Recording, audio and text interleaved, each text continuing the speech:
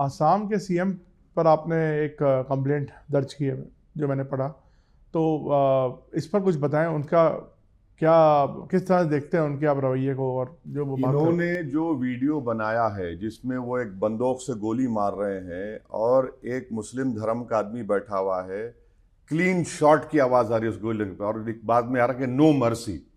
ये BNSS के 196, 353, 299, 197 का क्लियर अप्लाई होता है उसके ऊपर। अच्छा नवीन साहब, अगर मैं वो वीडियो बनाता, मान लीजिए, क्या होता बोलिए आप? क्या होता पूरे देश में? मेरे घर के सामने रोज कम से कम ANI के साथ साथ 25-30 कैमरा खड़े होते। टीवी पर रोज सुबह 9 बजे से लेके फिर 1 बजे 6। नहीं, सवाल तो उनसे भी हुए हैं। नहीं, कहां सवाल हो रहा, उनसे कहां सवाल हो रहा है? उनसे कोई सवाल नहीं हो रहा है। वो यानी एक चीफ मिनिस्टर है प्रदेश के जो भारत के संविधान पर ओथ लिए, वो कह रहे हैं कि अगर मियां ऑटो का ड्राइवर होगा 2 रुपए कम दो उसको। बट वो मियाँ तो बांग्लादेशी मुस्लिम। कौन बांग्लादेशी है? कहां बांग्लादेशी है? देखिए आसाम में NRC और सुप्रीम कोर्ट मॉनिटर्ड, 20 लाख लोगों के नाम नहीं आए। उन 20 लाख में 1 लाख 1.5 लाख मुस्लिम, बाकी सब तो नॉन मुस्लिम है। उनको बोलिए ना फिर आप उनके बारे में। सुप्रीम कोर्ट मॉनिटर NRC हुआ है, आप कौन होते हैं भाई? अच्छा मियां है, वो बंगाली बोलने वाला इंडियन है, वो बोलते हैं कि ऑटो चला मीटर का हो 5 रुपए, 1 रुपया कम दे दो। तुम इतने गिरे हुए आदमी हो कि 1 रुपया कम दो बोलेंगे? मुख्यमंत्री हो आप। तरकारी की कीमत बढ़ रही, नहीं मियां लोग तरकारी की कीमत बढ़ा दे रहे। हम तुम्हारे को वोट डालना है, बांग्लादेश में जाके वोट डालो, ये मुख्यमंत्री बोलेगा? ये थोड़ी देर के लिए सोचे वो वीडियो कैसे बनता है। अब वो बोल रहे नहीं, अच्छा डिलीट क्यों किया आपने उसको? अगर आप सच्चे थे तो डिलीट क्यों किया? अच्छा फिर आपके अकाउंट से हुआ, आप बेचारे वो क्रिएटर को आप बोलते ना अंडर द बस डाल दिए। तो इसीलिए हम कंप्लेन किए कि आप तो ये वो वीडियो जेनोसाइडल है, एकदम जेनोसाइडल वीडियो है। क्या बचेगा फिर बताइए आप? अगर एक प्रदेश का मुख्यमंत्री जहां पर 30% मुसलमानों की आबादी है, आप उनसे इस तरह से हेट्रेड दिखा रहे हैं। एक और, जैसे कई जगह से आज मुद्दा उठ रहा है, किसी ने बोला कि बाबरी मस्जिद दोबारा बनाएंगे। हम एक देख रहे हैं बंगाल में एक बंदा बाबरी मस्जिद का रेप्लिका बना रहा है, और एक आपके AIMIM के ही व्यक्ति हैं यूपी में, उन्होंने बोला हम दो हमारे कई होने चाहिए। तो इस पर एक पहले आता हूं इस पर। शौकत हमारे पार्टी के प्रेसिडेंट हैं। लोग नहीं जानते कि ये भाई बहन खुद 14 हैं। शौकत के बड़े भाई को 16 बच्चे हैं। उन्होंने उस पस मंजर में बोला। अच्छा तीसरी बात, एक महाराष्ट्र से कोई बोलते हैं कि भाई इतने बच्चे पैदा करो, कोई वहां बोलता है इतने बच्चे। अच्छा मोहन भागवत खुद कह रहे हैं कि बच्चे पैदा करो। कल तक RSS का और BJP का क्या था कि पॉपुलेशन एक्सप्लोजन हो रहा है। सुप्रीम को किसी ने कहा, एक प्राइवेट नंबर्स बिल भी डाल दिए कि नहीं पॉपुलेशन कंट्रोल करो। अब जब RSS को पता चल गया कि भाई ये जो डेमोग्राफिक डिविडेंड जो भारत के पास है, जिसमें हमारी 60% आबादी 40 साल से कम उम्र की है, ये डेमोग्राफिक डिविडेंड, ये देश जवान रहेगा सिर्फ 20-25 साल तक आने वाले। उसके बाद इस देश की 12 से 15% आबादी बूढ़े हो जाएंगे। और इनको मालूम हो गया कि एक 2100 में मुसलमान की आबादी स्टेबलाइज हो जाएगी। तो अब से बोल रहे हैं बच्चे पैदा करो। चंद्रबाबू नायडू भी कह रहे हैं, बल्कि मोहन भागवत के साथ दोनों मिलकर एक ही सुर में कहा, नायडू और RSS तो एक हो गए, मगर एक ही सुर में कि बच्चे पैदा करो। अरे आप बच्चे पैदा करने के लिए बोल रहे हैं, उस पर कोई नहीं बोलेगा, वहां पर कुछ आपको तकलीफ नहीं है। शौकत ने जो कहा वो ये बात है। रहा साल बाबरी मस्जिद का, मैं आज भी मानता हूं वो फैसला गलत था सुप्रीम कोर्ट का। वो आस्था की बुनियाद पर था। और मैंने उस वक्त, अगर आप ANI का रिकॉर्ड्स निकाल के देखेंगे, जो जजमेंट के बाद मैंने आपके वहाँ पे जो ऑनरेबल करस्पॉन्डेंट है प्रमोद साहब को मैंने ये कहा था कि ये you are opening a can of worms.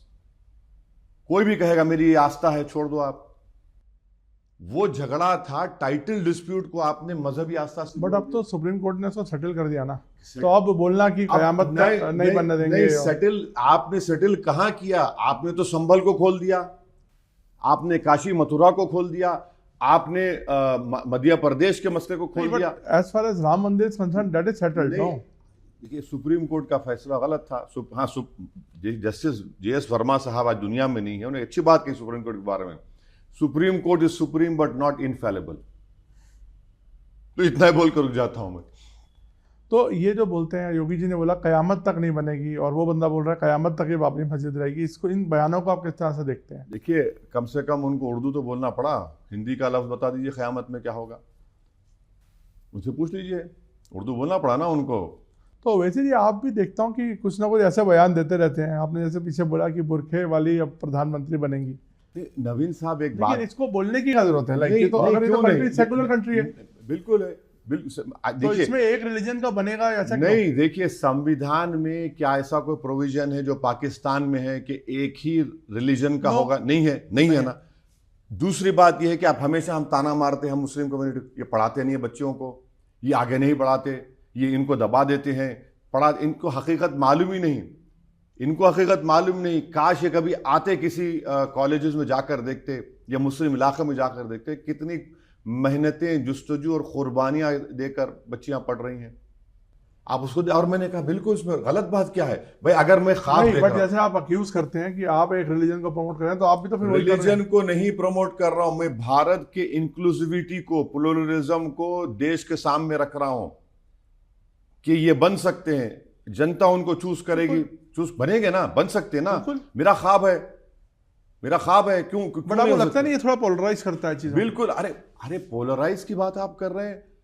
इस भारत की पार्लियामेंट में 6% से बढ़कर कोई मुस्लिम MP जीत कर ही नहीं आए। किसका पोलराइजेशन हो रहा है बताइए? आज 4% है। जितने OBC समाज की पॉपुलेशन है, उनकी अपर कास्ट के बराबर उनके MPs जीत कर आ गए। तो पोलराइजेशन कहां पर हो रहा है? किसके खिलाफ हो रहा है? किसको मार्जिनलाइज कर दिया जा रहा है? किसके घर को बुलडोजर से तोड़ा जा रहा है? किसके बारे में वीडियो बनाई जा रही, गोली मारो बोलकर? किसको एनकाउंटर किया जा रहा है? किसको बांग्लादेशी बोलकर मॉब लिंचिंग बालासोर में हो रही है? मुसलमान के खिलाफ ही हो रहा है ना।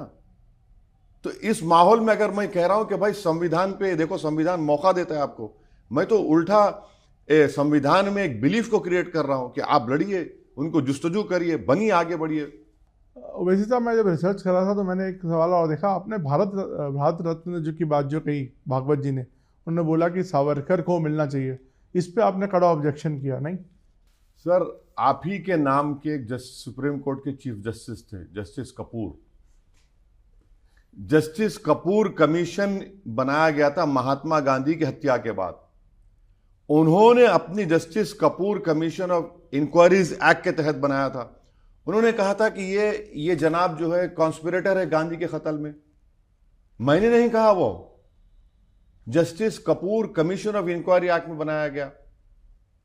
अब आप बताइए इसके ऊपर क्या क्या बोलेंगे आप? वीर सावरकर का उन्हीं के बारे में कहा गया कि वो कॉन्स्पिरेसी में उनका रोल है। जस्टिस कपूर कमीशन की इंक्वायरी पढ़ लीजिए आप, उसमें लिखा गया है। मैं नहीं कह रहा हूं वो। अगर आप बोले तो इंटरव्यू के बाद बता देता हूं आपको, निकाल के पूरा कागज निकाल के आपको मैं किताब दे दूंगा पूरी आपको।